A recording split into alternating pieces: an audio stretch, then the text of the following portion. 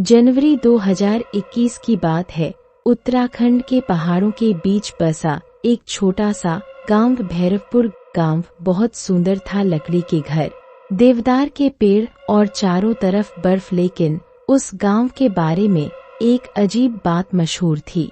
गांव के लोग कहते थे कि हर साल जब पहली भारी बर्फबारी होती है तो जंगल के उस पार से रात में घंटियों की आवाज आती है, और जो भी उस आवाज का पीछा करता है वह कभी वापस नहीं आता। शहर से 4 दोस्त अर्जुन, करण, समीर और विवेक घूमने के लिए भैरवपुर पहुंचे। गांव में उनकी मुलाकात एक बूढ़े आदमी से हुई। बूढ़े ने उन्हें कमरा देते हुए सिर्फ एक बात कही, अगर रात में जंगल से घंटियां सुनाई दे तो खिड़की मत खोलना। चारों दोस्त हंस पड़े। उन्हें लगा कि यह भी गांव वालों की कोई पुरानी कहानी होगी।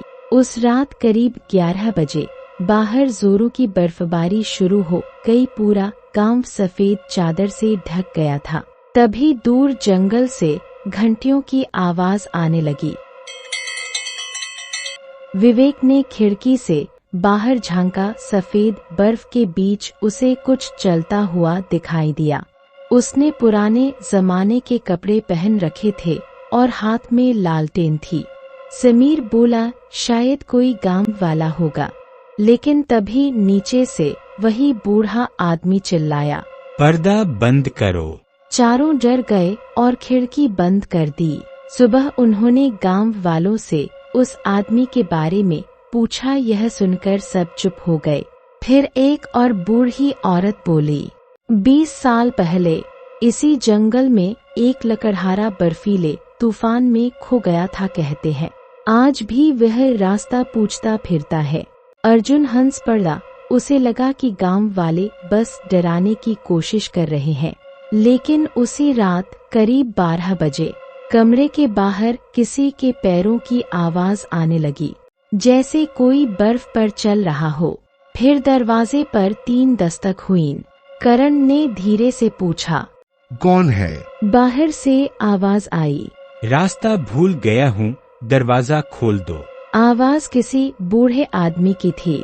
विवेक ने दरवाजा खोलने के लिए हाथ बढ़ाया, लेकिन तभी अर्जुन ने खिड़की से बाहर देखा। बर्फ पर साफ पैरों के निशान बने हुए थे।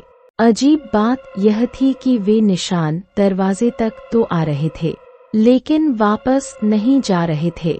चारों दोस्तों के चेहरे का रंग उड़ गया।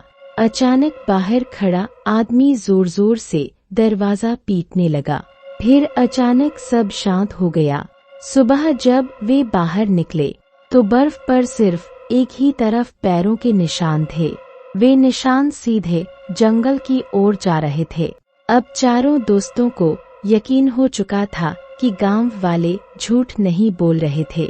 उस शाम गांव के मुखिया ने उन्हें बताया, आज रात आखिरी बर्फबारी होगी। उसके बाद जो जंगल में गया वह कभी वापस नहीं आया।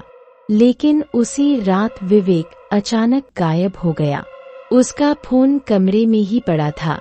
फोन में आखिरी वीडियो रिकॉर्ड हो रही थी। वीडियो में विवेक अकेला बर्फ के बीच जंगल की तरफ जा रहा था। सामने वही लालटेन वाला आदमी खड़ा था। फिर वीडियो में एक आवाज आई, पीछे मत देखना। लेकिन विवेक ने पीछे मुड़कर देखा और वीडियो वहीं बंद हो गई। तीनों दोस्त और गांव वाले उसे खोजने निकल पड़े। बर्फ लगातार गिर रही थी। टॉर्च की रोशनी में उन्हें दूर एक पुरानी लकड़ी की झोपड़ी दिखाई दी। दरवाजा आधा खुला था। अंदर धूल जमी हुई थी, जैसे सालों से कोई वहां नहीं आया हो। लेकिन कमरे के बीचों बीच विवेक का जैकेट पड़ा था और दीवार पर नाखूनों से लिखा था, वह रास्ता पूछता नहीं, रास्ता दिखाता है। अचानक झोपड़ी के पीछे से घंटियां बजने लगी।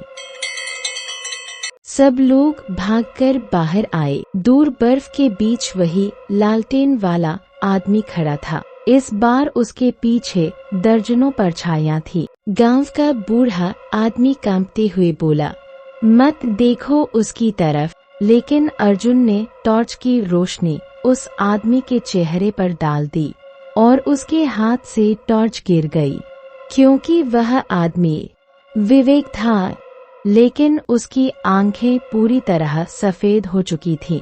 उसने धीरे से कहा, चलो मैं तुम्हें घर छोड़ देता हूँ। तभी अचानक चारों तरफ तेज बर्फीला तूफान शुरू हो गया।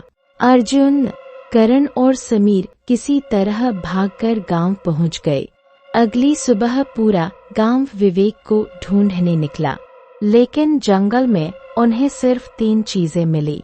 विवेक की घड़ी, उसका कैमरा और बर्फ पर बने पैरों के निशान, जो जंगल के अंदर जा रहे थे लेकिन वापस नहीं आ रहे थे।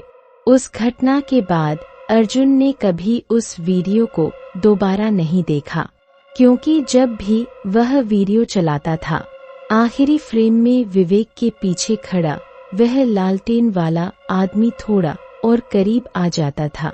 और गांव वाले आज भी कहते हैं, अगर बर्फ वाली रात में जंगल से घंटियों की आवाज आए तो खिड़की मत खोलना, क्योंकि हो सकता है कोई तुम्हें घर छोड़ने आया हो।